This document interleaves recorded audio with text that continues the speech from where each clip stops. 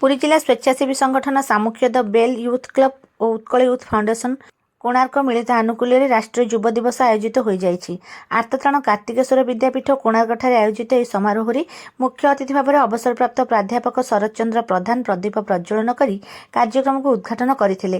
ପ୍ରଧାନ ଶିକ୍ଷକ ରାମକୃଷ୍ଣ ମହାନ୍ତିଙ୍କ ଅଧ୍ୟକ୍ଷତାରେ ଆୟୋଜିତ କାର୍ଯ୍ୟକ୍ରମରେ ସମ୍ମାନିତ ଅତିଥି ଭାବରେ ଦ ବେଲ୍ ଅଧ୍ୟକ୍ଷ ସିଦ୍ଧାର୍ଥ ରାୟ, ଶିକ୍ଷାବିତ୍ ଭାଗୀରଥୀ ପାଇକରାୟ, ସାମାଜିକ କର୍ମୀ ଶୁଭ୍ରାଂଶୁ ସେଠୀ, ସୁନୀଲ କୁମାର ନାୟକ, ରାଜଲକ୍ଷ୍ମୀ ଦାସ ପ୍ରମୁଖ ଯୋଗଦେଇ ଯୁବକମାନଙ୍କ ମଧ୍ୟରେ ଆଧ୍ୟାତ୍ମ ଭାବ, ଆତ୍ମଶୃଙ୍ଖଳା ଓ ସେବା ଭାବନା ବୃଦ୍ଧି ପାଇଲେ ହିଁ ରାଷ୍ଟ୍ରଶକ୍ତି ସମୃଦ୍ଧ କରିବାରେ ଏହା ସାହାଯ୍ୟ କରିବ ବୋଲି ମତ ପ୍ରକାଶ କରିଥିଲେ।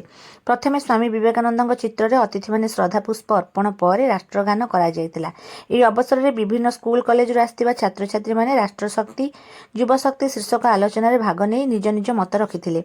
ସାମାଜିକ କ୍ଷେତ୍ରରେ ଉଲ୍ଲେଖନୀୟ ସେବା କାର୍ଯ୍ୟ ଓ ବିବିଧ ପ୍ରତିଭା ପାଇଁ ଆକାଶ ସିଂ ଓ ସମାଜସେବୀ ପ୍ରଦୀପ କୁମାର ପ୍ରଧାନଙ୍କୁ ଦ ବେଲ୍ ଯୁବଶ୍ରୀ ସମ୍ମାନ ପ୍ରଦାନ କରାଯାଇଥିଲା। କାର୍ଯ୍ୟକ୍ରମକୁ ଦ ବେଲ୍ ୟୁଥ୍ କ୍ଲବର ସହ ସଂଯୋଜିକା ମୋନାଲିସା ଜେନା, ନୂଆଗାଁ ପ୍ରାଥମିକ ବିଦ୍ୟାଳୟ ପ୍ରଧାନ ଶିକ୍ଷକ ସୁଶାନ୍ତ କୁମାର ବେହେରା ସଂଯୋଜନା କରିଥିବା ବେଳେ ଦ ବେଲ୍ ୟୁଥ୍ କ୍ଲବ ଓ ଉତ୍କଳ ୟୁଥ୍ ଫାଉଣ୍ଡେସନ ସଦସ୍ୟମାନେ ପରିଚାଳନା କରିଥିଲେ।